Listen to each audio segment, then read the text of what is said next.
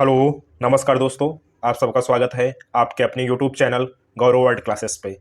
आइए आज हम लोग इतिहास में बौद्ध धर्म देखते हैं। इसके पहले हम लोगों ने जैन धर्म देखा।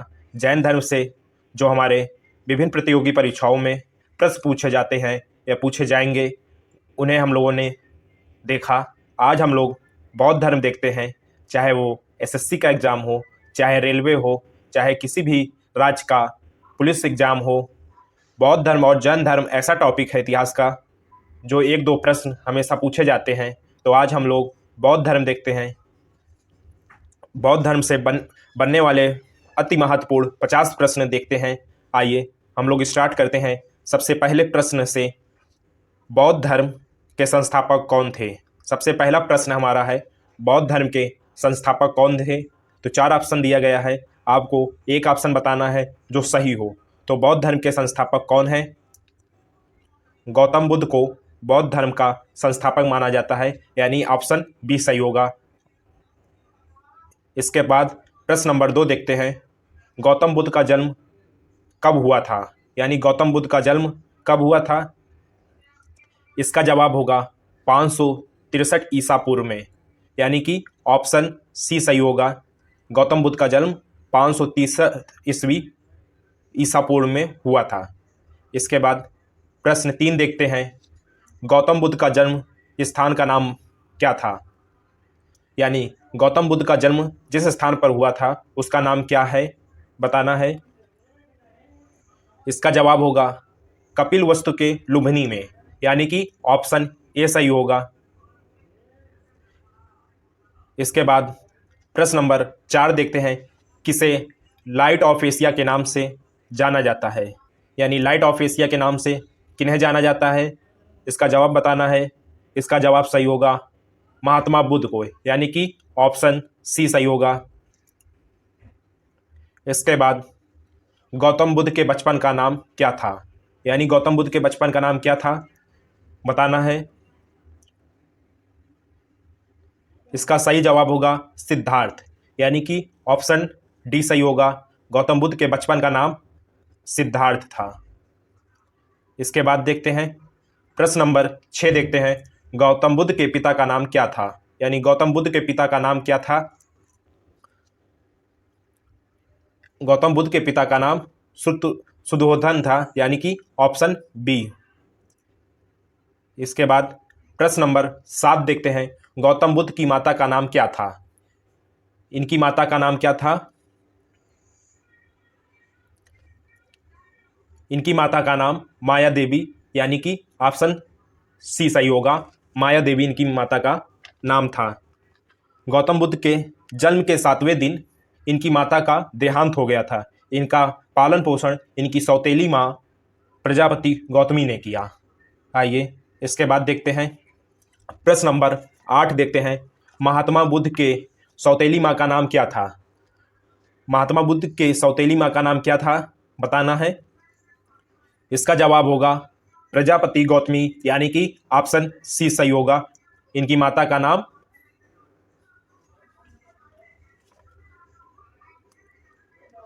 माया देवी और इनकी सौतेली माता का नाम प्रजापति गौतमी था। आइए इसके बाद देखते हैं प्रश्न नंबर 9 देखते हैं, महात्मा बुद्ध की पत्नी का नाम क्या था? यानी महात्मा बुद्ध की पत्नी का नाम क्या था? इसका जवाब होगा यशोधरा, यानी कि ऑप्शन बी सही होगा। इसके बाद देखते हैं प्रश्न नंबर 10 देखते हैं, गौतम बुद्ध के पुत्र का नाम क्या था? यानी कि गौतम बुद्ध के पुत्र का नाम क्या था? जवाब होगा राहुल, यानी कि ऑप्शन सी सही होगा। इसके बाद देखते हैं गौतम बुद्ध के सारथी का नाम क्या था? यानी गौतम बुद्ध के सारथी का नाम क्या था? जवाब होगा चन्ना, यानी कि ऑप्शन सी सही होगा। इसके बाद प्रश्न नंबर 12 देखते हैं, गौतम बुद्ध कितने वर्ष की अवस्था में गृह त्याग कर सत्य की खोज में निकल पड़े? कितने वर्ष की आयु में सत्य की खोज पर निकल पड़े थे? जवाब होगा 29 वर्ष की आयु पर गृह त्याग कर सत्य की खोज पर गौतम बुद्ध निकल पड़े थे, यानी कि ऑप्शन ए सही होगा। इसके बाद देखते हैं प्रश्न नंबर 13 देखते हैं, सिद्धार्थ के गृह त्याग की घटना को बौद्ध धर्म में क्या कहा गया है, क्या कहा जाता है? यानी इनके गृह त्याग की घटना को क्या कहा जाता है? जवाब होगा महाभिनिष्क्रमण, यानी कि ऑप्शन बी सही होगा। इसके बाद प्रश्न नंबर 14 देखते हैं, बुद्ध ने अपना प्रथम गुरु किसे बनाया था? बुद्ध ने अपना प्रथम गुरु किसे बनाया था? जवाब होगा अलार कलाम, यानी कि ऑप्शन बी सही होगा। अलार कलाम इनके पहले गुरु थे। इसके बाद प्रश्न नंबर 15 देखते हैं, बुद्ध ने अपना प्रथम गुरु से कौन सी शिक्षा प्राप्त की? यानी अलार कलाम इनके जो प्रथम गुरु थे उनसे इन्होंने कौन सी शिक्षा प्राप्त की? तो इसका जवाब होगा संख्या दर्शन, यानी कि ऑप्शन बी सही होगा। संख्या दर्शन की इन्होंने शिक्षा ली थी। इसके बाद प्रश्न नंबर 16 देखते हैं, गौतम बुद्ध के दूसरे गुरु का नाम क्या था? यानी गौतम बुद्ध के दूसरे गुरु का नाम क्या था? जवाब होगा रुद्रक, यानी कि ऑप्शन सी सही होगा। इनके दूसरे गुरु का नाम रुद्रक था।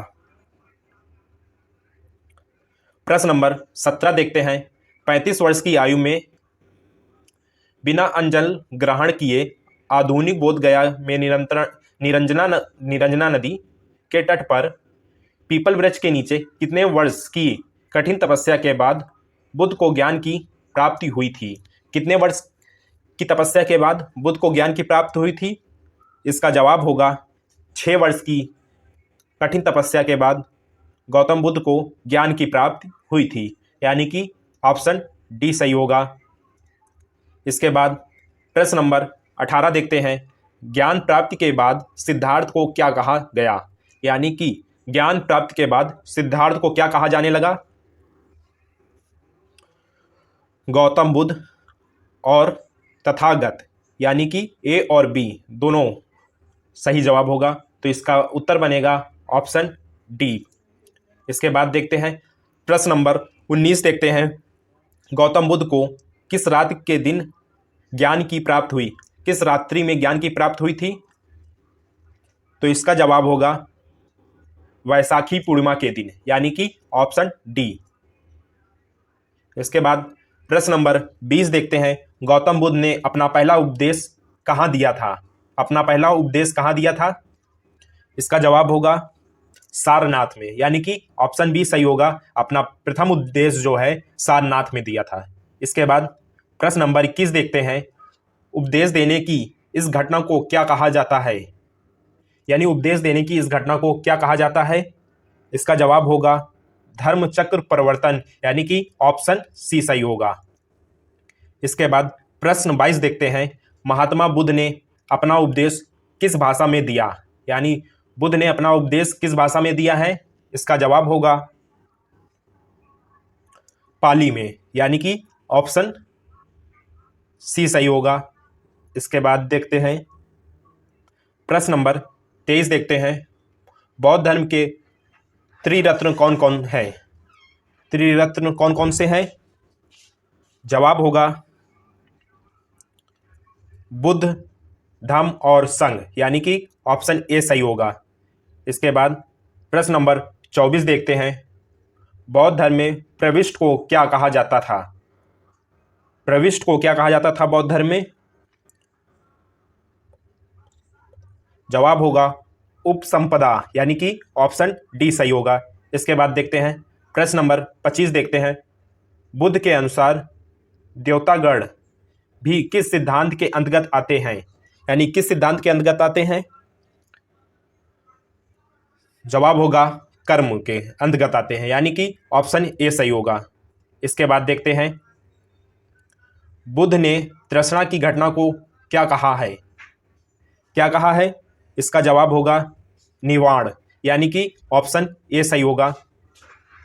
इसके बाद देखते हैं प्रश्न नंबर 27 देखते हैं, बुद्ध ने अनुयायी कितने भागों में बांटे थे? बुद्ध के अनुयायी कितने भागों में बटे थे? इसका जवाब होगा 2 भाग में।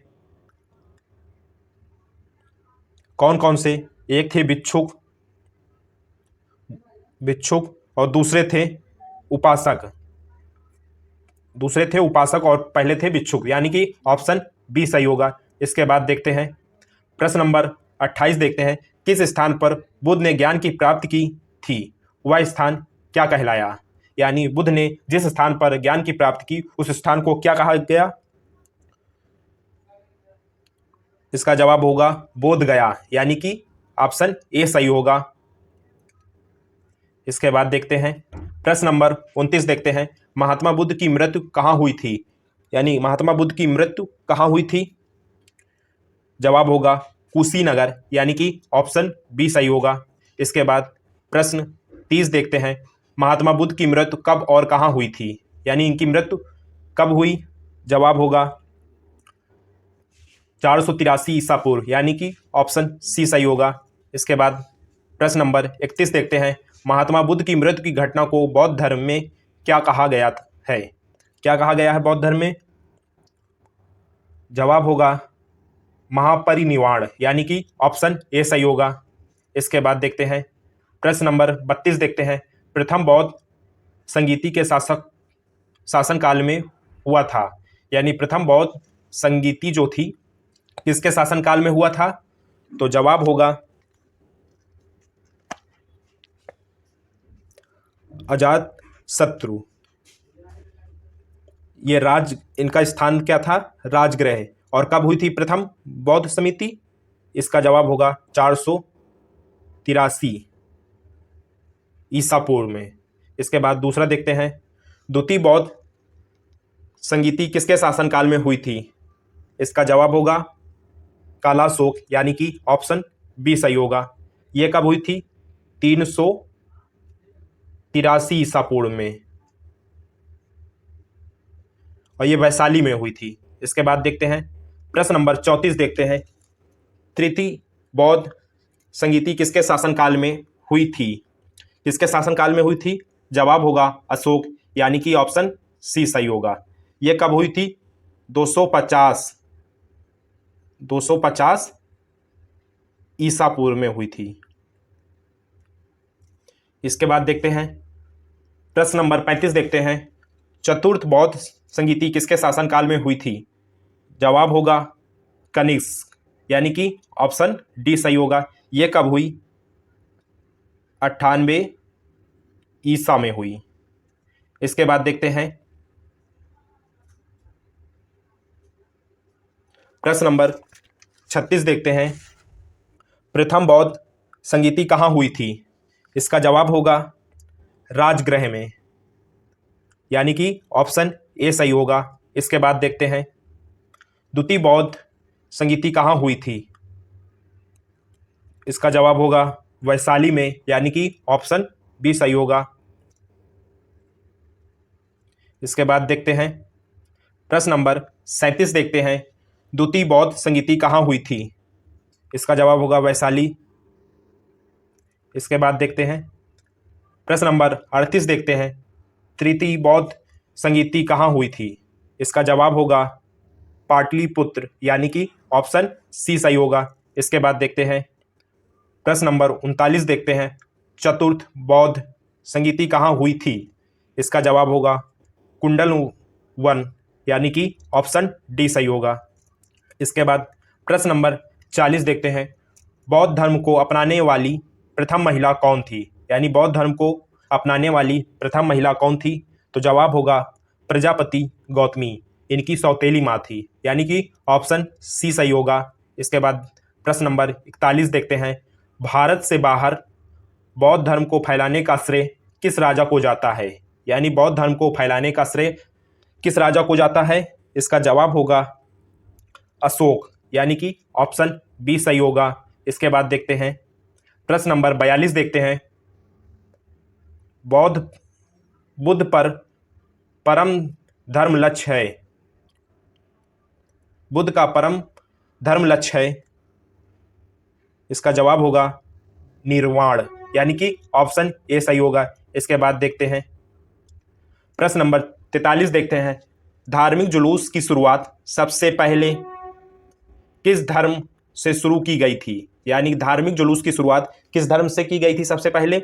इसका जवाब होगा बौद्ध धर्म, यानी कि ऑप्शन सी सही होगा। इसके बाद देखते हैं प्रश्न नंबर 44 देखते हैं, गौतम बुद्ध के जन्म का प्रतीक क्या क्या है?